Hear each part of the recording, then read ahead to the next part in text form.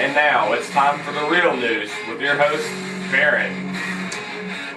Hello and welcome to The Real News, your weekly broadcast where we discuss this week's news and politics. We report on our disappearing civil liberties, the incompetence and the corruption of our federal government. This week the big story, of course, is Obama is the next president. I, for one, concluded he would be the next president by the way he was treated by the puppet press. The Messiah, the anointed one, some even referred to him as the Savior. Couple that with an economic meltdown that just happens to commence in the months prior to the election, and obviously the stage was set for exactly what happened. Now we have an anti-Second Amendment socialist globalist. The Yahoo headlines read on Wednesday, the world's first global president. The world, as it spirals into financial oblivion, is poised to be looking for answers, and I believe we are at the beginning stages of rapid changes in the march toward globalism. One world citizenship, one world financial and banking systems, and ultimately the one world government as prophesied in Revelation and Daniel. We have witnessed the beginning of the looting of the middle class through the meltdown. Your 401k is hemorrhaging. They have passed the bailout and then let the banks keep the money, which in itself is amazing. You, the public, are to repay this $800 billion that the banks just received and are keeping and buying up smaller banks. Very little, if any, of the money will ever reach or help homeowners in distress. Your house is losing value. Your dollar is being devalued. The factories have purposely been removed. So if you want to have any semblance of freedom, if you really want to live with a constitution and constitutional rights, the time is now to stand up, demand your liberty, demand freedom, be the change you want to see in the society around you, become a patriot, or become, as I consider myself, a revolutionary. Our country is ruled by elite criminals. Don't expect it to get better anytime soon. Our children's future has been destroyed by bankrupting their future with this runaway $11 trillion debt. But I wanted to leave you with some good news. Don't feel so bad if you're discouraged by Obama's win. If McCain had been the one selected, he would have sold us out as well, just as he did when supporting the bailout. So the good news, or really the bad news, is, as usual, we are the losers no matter who goes in office, because we are the only offered their choices. We are divided with the Democrats and Republicans paradigm, the two-party system. No matter who wins, it only gets worse, but the people seem to be blind to this fact. So this week, when we go to the phones, and again this week we have an extended time for phone calls. We chose not to have a guest so we can hear from you, the listeners, on this week's events. What is your opinion? What do you expect from this Obama presidency? What will happen to our economy? And when will we get free health care? And once again, this is a forum for the listeners to call in and say what's on your mind, and only together can we affect real change. And we'll go to the phones after a while. We've got a couple of stories that we wanted to do. I had received a couple of emails asking me why I called the media a puppet. I had one phone call this week asking me why I call the media a puppet. And there's something that I want to report right here, and this is who owns the media. General Electric Television Holdings, NBC, includes 13 stations. NBC Network News, The Today Show, Nightly News with Tom Brokaw, Meet the Press, Dateline NBC, NBC News at Sunrise, CNBC, Business Television, MSNBC,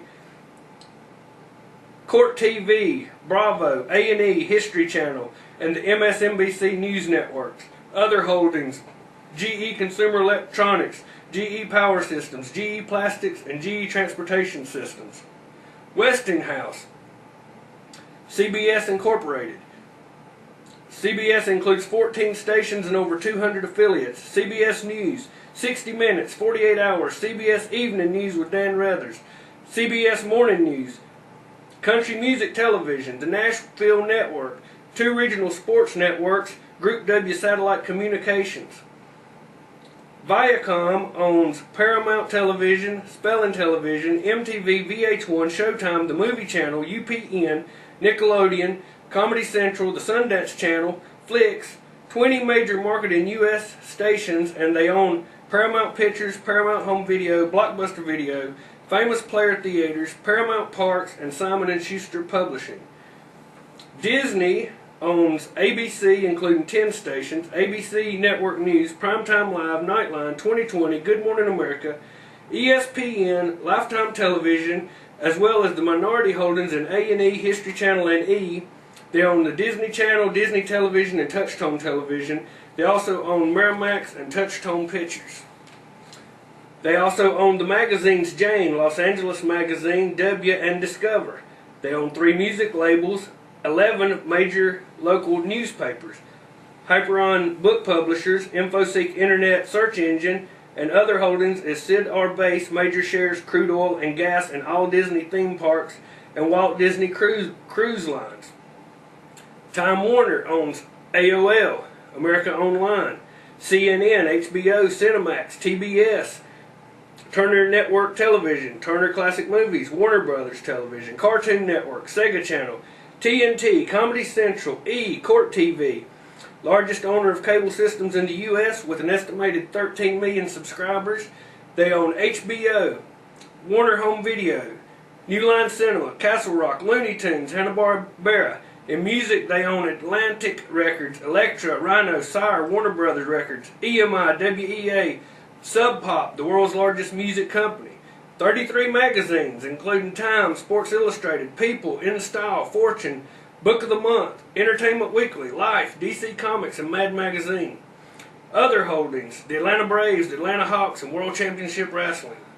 And last but not least, Rupert Murdoch of the News Corporation Limited owns Fox Television, including 22 stations, Fox International, an extensive worldwide cable and satellite network, includes British Sky Broadcasting, Vox Germany, Canal Fox, Latin America, Foxtel, Australia, Star TV, Asia, ISKI-B, India, Bazara Programming Limited, Indonesia, and News Broadcasting Japan, the Golf Channel, 20th Century Fox, Fox Searchlight, 132 newspapers, 25 magazines including TV Guide and the Weekly Standard, HarperCollins Books, and other holdings in sports, LA Dodgers, LA King, LA Lakers, and the National Rugby League.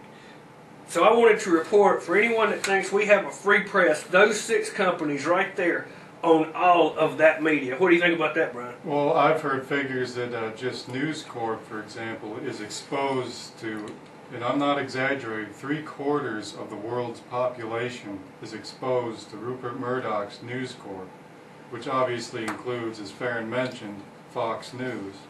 So it's just unbelievable. That right there is proof that our media can be used to sway public people's opinion, and that we don't have a free press. And I've had several people ask me, how come I refer to the press as a puppet? Why I say we don't have a true free press here in America. And there's a lot of people now that's coming around to this point of view. Glenn Beck, even Sean Hannity has said so.